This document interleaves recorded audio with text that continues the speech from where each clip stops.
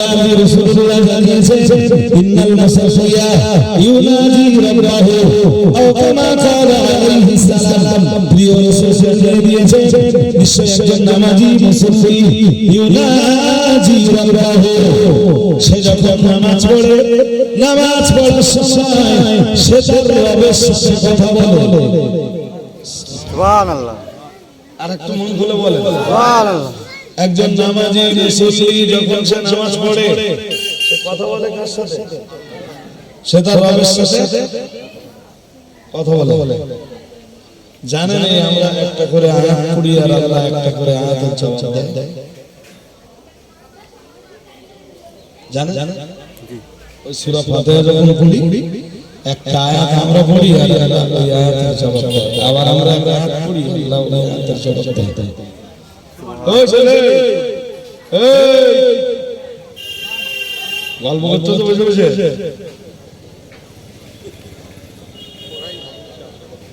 এই যে বাবা সোজা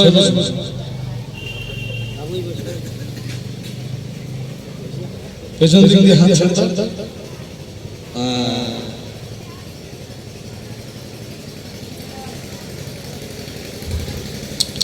আমরা জানি আল্লাহকে বললাম আল্লাহ ও রব্বুল আলামিন আপনার জান্নাতুল ফিরদাউসে যাওয়ার জন্য আমাদের কি কাজ করা লাগবে? আল্লাহ পাক রব্বুল আলামিন বললেন শোনো বাবা কি কাজ করা লাগবে।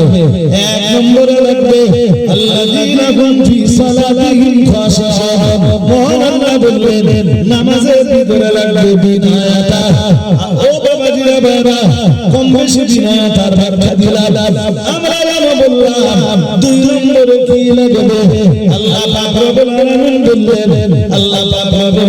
বললেন দুই নম্বরে লাগবে আল্লাযীনা হুম ফি সালাতিহিম খাশিউন ওয়াল্লাযীনা হুম আনিল লাগবি মুরিদুন। আল্লাহ পাক রব্বুল আলামিন বললেন দুই নম্বরে লঘু কাজ থেকে বিরত থাকা লাগবে। মন দিয়ে শুনুন, লঘু কাজ লাম হয় এ লঘু কোরআনে আছে, আমরা লঘু শব্দ ব্যবহার করেছি, বাট আমি লঘু শব্দের অর্থ বলিনি আর ব্যাখ্যাও করিনি। লঘু শব্দের ব্যাখ্যা হলো লঘু এমন কাজ যে কাজে ইহকালে কোনো লাভ নেই, পরকালেও কোনো উপকার নেই। ভালো কথা বুঝেন না? লঘু এমন কথা বা এমন কাজ যে কাজে ইহকালেও কোনো লাভ নেই, পরকালেও কোনো উপকার নেই। যে কাজ আমরা কিছু কাজ করি যেই কাজগুলো ইহকালে লাভ, আর কিছু কাজ করি যে কাজগুলো ইহকালে না লাভ না হলেও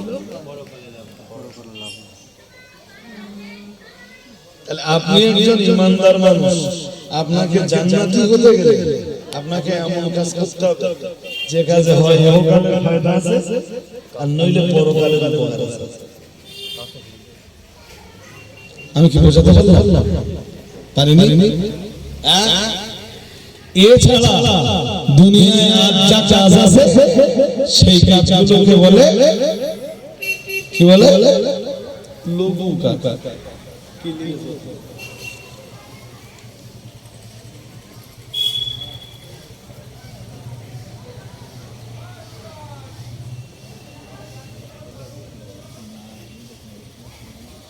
दूर ये सब लोग मौलवी सब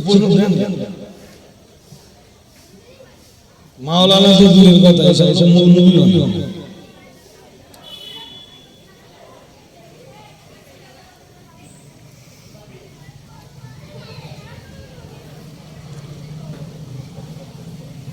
এসব লোক হলো সমাজের হিংসা, এরা সমাজের হিংসার বীজ বুনে। কিসের বীজ বুনে? হিংসা। আর এইসব লোক আমি বলে যাচ্ছি আপনাদের পরিষ্কার যে এইসব লোক মৌলভী মাওলানা যে অস্পষ্ট শুনে কাজের কথা শুনে والذين هم للغو معرضون মহান জানিয়েছে যারা লঘু কাজগুলোকে পরহেজ করে চলে আমি লঘুর ব্যাখ্যা দিতে যে বলেছি লঘু কাজ বলা হয় এমন কাজকে যে কাজে ইহকালে লাভ নাই পরকালে উপকার নাই তাই বলেছি যেমন তাস খেলা যেমন তাস খেলা ইহকালে কোনো লাভ নেই আছে না আর যদি বলে হুজুর টাকা উপার্জন হয় ওতে তার নাম জুয়া সেও হারাম সেও হারাম তাহলে লঘু কাজ কোনটাকে বলা হয় আর তার মনে করে যে কাজে হলে লাভ নেই যে কাজে পরকালে উপকার নাই তার নাম লঘু কাজ যেমন তাস খেলা তাস খেলায় তাস খেললে ইহকালে উপকার আছে জোরে বলুন জি না আছে না আখিরাতের লাভ আছে না না তাহলে তাস লঘু কাজ আপনি এইভাবে আপনি সুন্দর পথ থেকে চাঁদ দোকানে বসে বসে বগর করি যাচ্ছেন ইহকালে লাভ আছে হ্যাঁ পরকালে কোনো কল্যাণ আছে নেই তো তাহলে চাঁদ দোকানে বলে বগর বন্ধ করে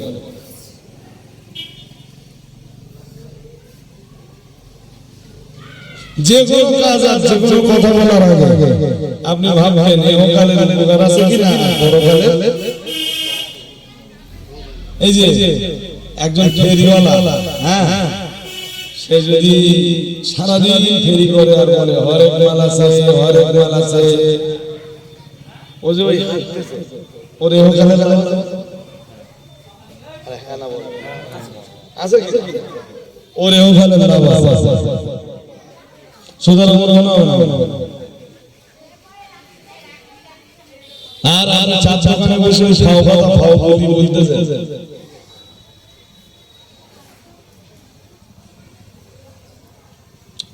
যে কাজ যে কথায় ইহকালে লাভ নেই পরকালে উপকার নেই তার নাম লঘু কাজ তার নাম জোরে বলুন লঘু কাজ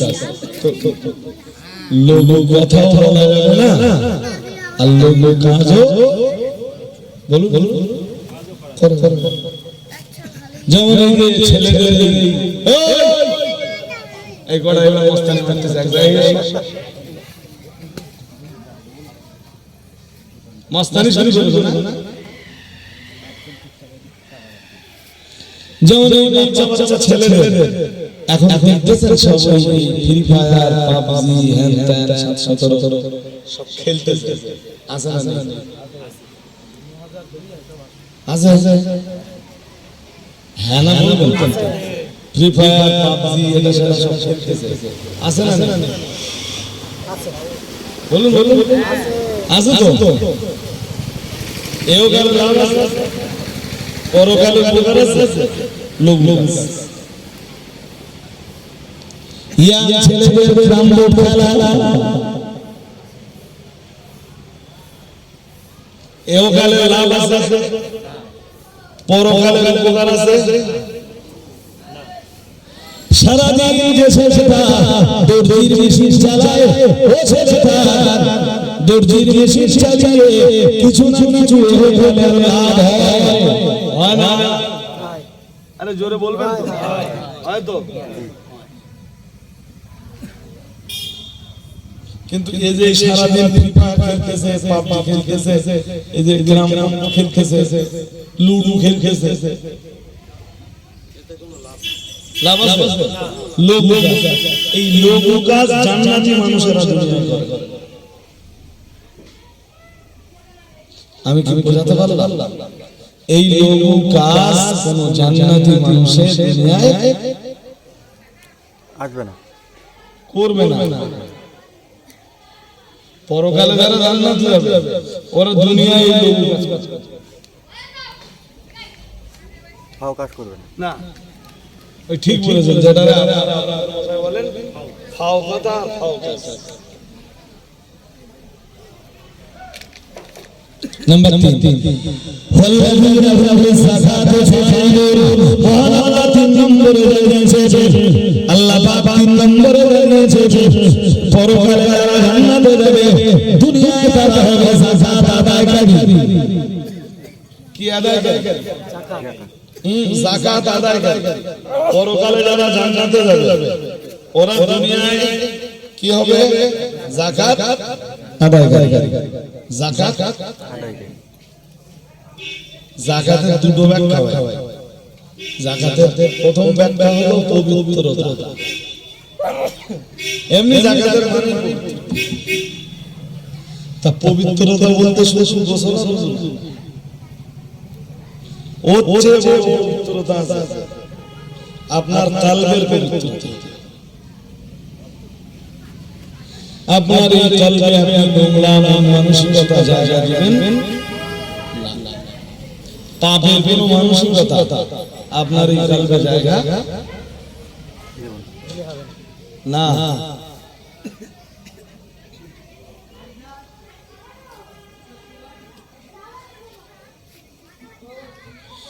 কোনদিন যদি আপনার মনে এইটা আসে লটারিটাকে দেখতে পারলে বুঝতে হবে যে আপনার দিল না পাক হয়ে যাচ্ছে। কোনদিন যদি এই মানসিকতাটা আসে যে অমুকের বউটা দেখতে খুব সুন্দর, আপনি ভাববেন যে আপনার দিল না পাক হয়ে যাচ্ছে।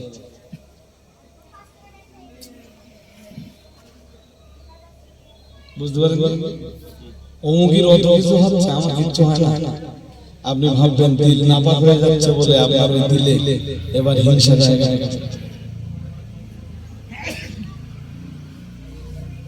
কি ভাই সাহেব বুঝাতে পারছেন?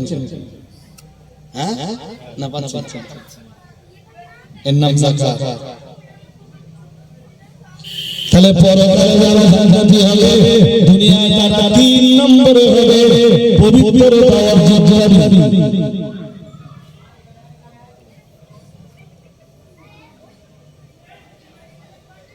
আর যাকাতের আরেকটা ব্যাখ্যা হলো ওয়াআতু যাকাতা আমওয়ালিকুম, তোমরা তোমাদের মালের যাকাত দাও। শুনছেন? যাকাতের আরেক ব্যাখ্যা কি? তোমরা তোমাদের মালের। তাহলে 3 নম্বরে মনে রাখতে হবে যাকাত হতে পারে সেটা পবিত্রতা। আরে ভাই এমনি যাকাত দিলে মাল পবিত্র কি পবিত্র? হ্যাঁ, তো যাকাতের প্রথম ব্যাখ্যা হলো তোমার দেহ পবিত্র। দেহ পবিত্র বলতে শুধু ওযু আর গোসল না, আপনার রক্ত যেন পবিত্র হয়, গোশত যেন রক্ত গোশত পবিত্র না হলে এই রক্ত এই গোশত জান্নাতে যাবে না। হাদিস শরীফে বর্ণনা রয়েছে লা ইয়াদখুলুল জান্নাতা জাসাদুন গুদিয়া বিল হারাম। রাসূলুল্লাহ জানিয়েছেন যে শরীরে হারাম রক্ত গোশত রয়েছে, রাসূলুল্লাহ জানিয়েছেন ওই দেহ ওই শরীর আল্লাহর জান্নাতে যাবে না। এই জন্য দেহ পবিত্র হতে হবে, গোশত পবিত্র হতে হবে, রক্ত পবিত্র হতে হবে, কাল পবিত্র হতে হবে। 4 নম্বর পর্যন্ত বলে আমরা ছেড়ে আপনারা নামাজ পড়ে নেবেন। 4 নম্বরে আল্লাযীনা হুম লিফুরুজিহিম হাফিযুন, আল্লাহ জানিয়েছেন পরকালে যারা জান্নাতে যাবে ওরা দুনিয়ায় হবে লজ্জা স্থানের হেফাজতকারী। দুনিয়ায় ওরা কেমন হবে বলে? হ্যাঁ, মানে ওরা ওদের লজ্জাস্থানের অপব্যবহার করবে না, ওরা কখনো জেনার বিচার করবে না। ইল্লা আলা আজওয়াজিহি, আল্লাহ জানিয়েছেন দুনিয়ায় পরকালে যে মানুষগুলো জান্নাতি হবে ওই মানুষগুলো দুনিয়াবি সিস্টেম হলো, পার্থিব সিস্টেম হলো, ওরা ওদের স্ত্রীতেই সন্তুষ্ট থাকবে। সুবহানাল্লাহ, সুবহানাল্লাহ, আরেকটু মন করে সুবহানাল্লাহ। দুনিয়ার যে মেয়েগুলো জান্নাতি হবে ওরা কেবল ওদের স্বামীতেই সন্তুষ্ট থাকবে। তবে আল্লাহ জান্নাতুল ফেরদাউস দিবেন, তবে বান্দা জান্নাতুল ফেরদাউস পাবে, নচেত পাবে না। ছাড়বার আগে ছোট্ট একটুখানি দোয়া করব, একটু জোরে শরীফ পড়ুন। আল্লাহুম্মা সাল্লি আলা সাইয়্যিদিনা মাওলানা মুহাম্মাদ ওয়া আলা আলি সাইয়্যিদিনা আল্লাহুম্মা আমিন। আলহামদুলিল্লাহি রাব্বিল আলামিন ওয়াসসালাতু ওয়াসসালামু আলা রাসূলিহি সাইয়্যিদিল আমবিয়া'i ওয়াল মুরসালিন ওয়া আলিহি তাইয়্যিবিন ওয়াত তাহিরিন ওয়া সাহাবিহি আজমাইন। রব্বানা যালামনা আনফুসানা ওয়া ইল্লাম তাগফির লানা ওয়া তারহামনা লানাকুনান্না মিনাল খাসিরিন। মেহেরবান আমাদের জিন্দেগির গুনাহগুলি তুমি মাফ করে দাও। এতবার না তোমার আল্লাহ বলে দেখেছি বাবু, একবার তুমি আমাদের সবাইকে একটু বান্দা বলে পরিচয় দাও। জাহাঙ্গীর সকলের জন্য হারাম করে দিই, তোমার জান্নাত আমাদের নসিবে মঞ্জুর করে নাও। যিনি বা যারা এই মজলিসের ইন্তজাম করেছে তিনি বা তাদের নিয়াতকে তুমি পরিপূর্ণ করে দাও।